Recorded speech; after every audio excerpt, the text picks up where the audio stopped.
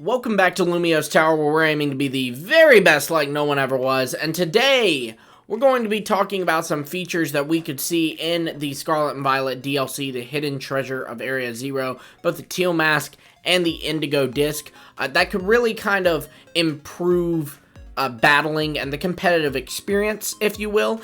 Some of these we actually kind of already know about, to be frank, so you know, that's going to be fun to talk about. Let's do that. While we're going to be doing that, these Blissey raids are back up, so that is what we'll be taking on. But yeah, so DLC features, what I mean by this that like improve the competitive experience is just every once in a while you see in Pokemon, they will do things to try and just make competitive a little bit more accessible. Like, for example, used to the vitamin items, you know, proteins, carboses, etc., you could only use a certain amount of them. But now you can actually use them to completely max your EVs in a certain stat.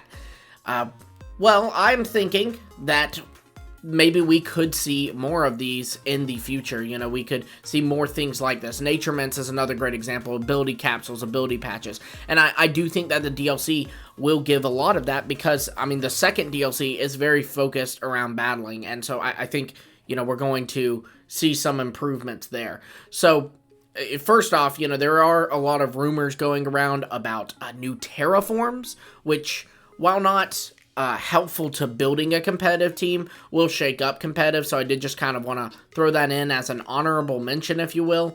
And I did a whole video talking a little bit about how these terraforms could work and speculation on the Pokemon, so feel free to check that out if you are interested in that.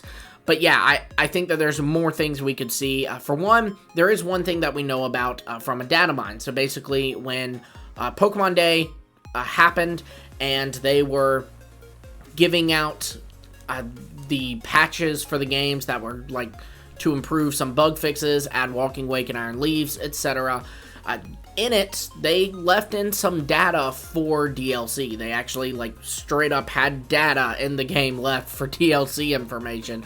This included a list of the returning mons and some like textures and even a detail about a feature that seems to be very similar to PK Hex, where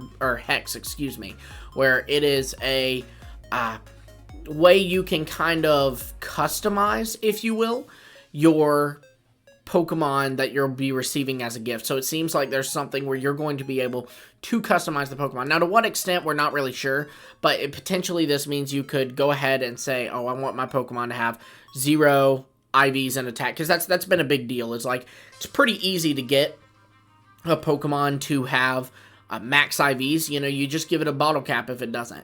But the sucky thing is, if you're running a special attacker, you want to make its attack stat actually at 0. And the reason why is because the move Foul Play uses your attack to do damage. So, you know, Foul Play can take advantage of you having a high attack stat and hitting you. So you would like your attack to be lower, but there's no way to customize your attack to be lower. You are, you know, you can only make an IV higher. And so I think that this is something that this PK Hex feature rather, could do. I also just think it's great because there is a lot of hacking in the VGC, the competitive field and all that.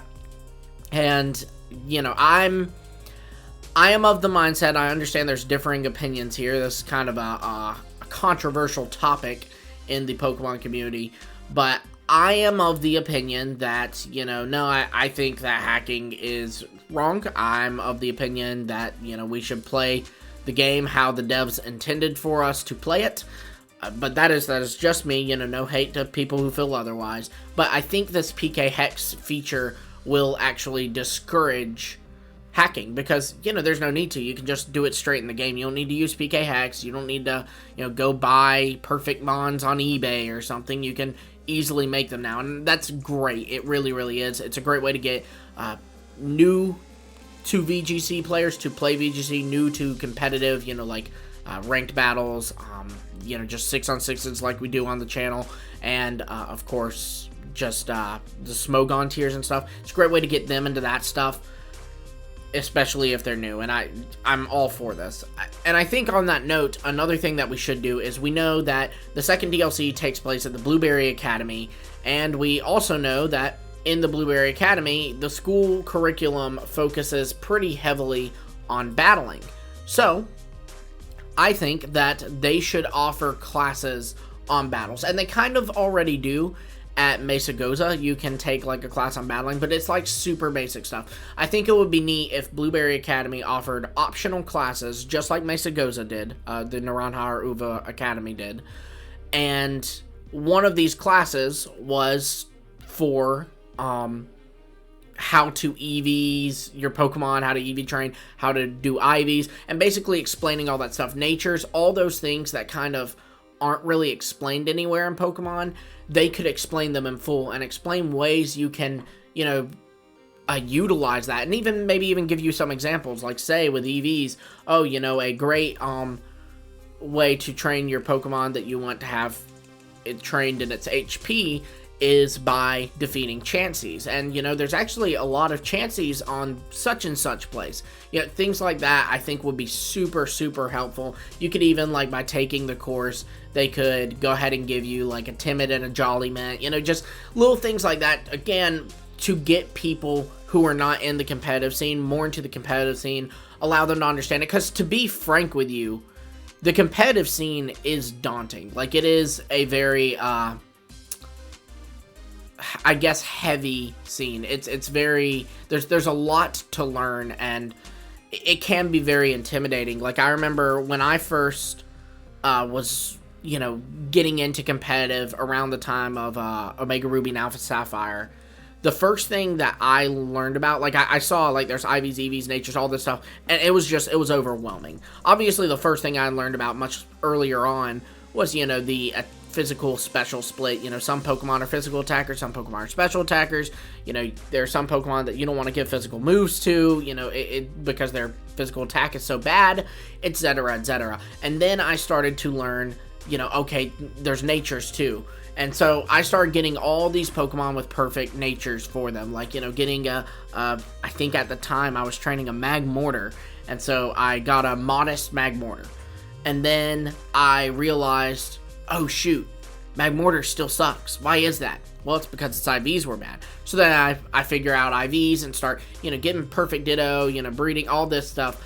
And then I realize they're still bad. Why is that? Oh, there's EVs. And I learned this by, like, Sun and Moon. So again, it's pretty intimidating. So I think it will be really, really cool of Pokemon to give a place where this is all summed up. You know, this is all in one place where you can just access it all, and, you know, there's no worries, no need for confusion. It's all right there, and you can retake the courses. So if you forgot something about EVs, I mean, it would be perfect. I really think they should do that, and the Blueberry Academy is a great place to feature that, I think. The next thing, kind of still falling into with Blueberry Academy, is I am hoping we'll get some traditional battle facilities.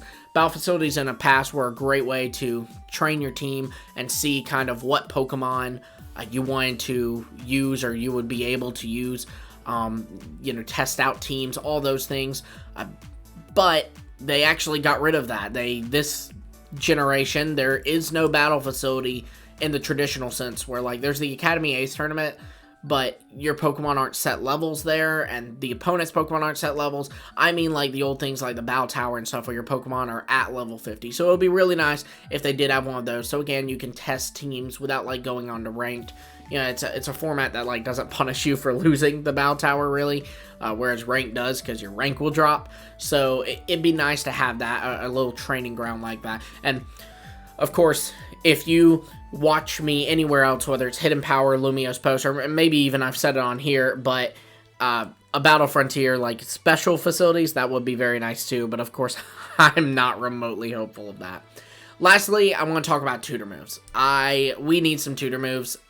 They do it every gen, so I'm not even worried that they're not going to do this or anything. But I do hope we get some new ones. One exciting thing about the Isle of Armor was that all the tutor moves were brand new. They were, you know, moves that we had never heard of before.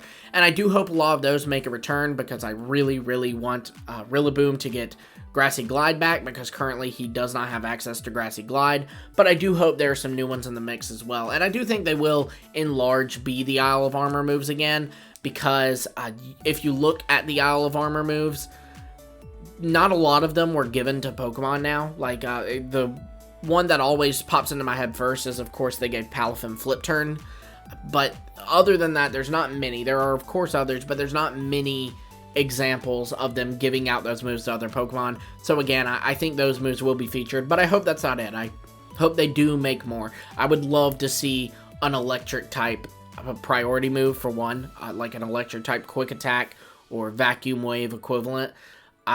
Yeah, I would love that. Be sure to let me know in the comments below what you think of these features, as well as what features you would like to see in the DLC that would kind of improve the competitive experience or shake up the competitive experience, get new players in. Maybe even let me know how you got into competitive, if you are into that, or if you're still learning. You know, there's, like I said, they really need to offer like classes, optional classes on this, because it would be a great help. But yeah, and be sure to like, comment, subscribe, and hit the bell for notifications. Excuse me. That way you stay up to date on all of our future discussion videos. There's lots more to discuss, and as well as our battle videos that we do on the channel. Those are a lot of fun too. And yeah, until next time, keep on climbing to the top.